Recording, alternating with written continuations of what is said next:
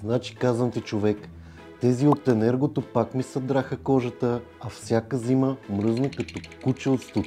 И просто при тебе е доста топличко, не знам, сигурно една труба пари даваш за отопление. Топличко е, нали? Топличко. Всъщност не, даже ми е много ефтино, ама използвам интелигентен еконагревател. То за това. Тига, аз мислех, че това ти е рутера, бе. Използва инфрачервена технология, т.е. работи нещо като слънцето, освен че те стопля за ново време, не изсушава и въздуха. И най-якото е, че е по-икономичен от всички класически нагреватели. Тига, бе, нещо ме будалка, ще не му е толкова хубаво. Пич, веднага ти показвам. Гледай какво става тук сега. Така, тук ти пише температурата. Имаш си слайдърче, може да си го включваш и изключваш. Тук си имаш таймерче, ако искаш. Същевременно, тук имаш статистики, колко енергия ти е изхарчил и всякакви други такива интересни работи. Его е, топличко и ефтинко, човек. Стига. И колко струва това ламбо на радиаторите? Ами аз ги взех от Расток БГ. Топ офертички има там. Влизай докато има още. Направо ще взема поръчам. Взимай, ще се научиш.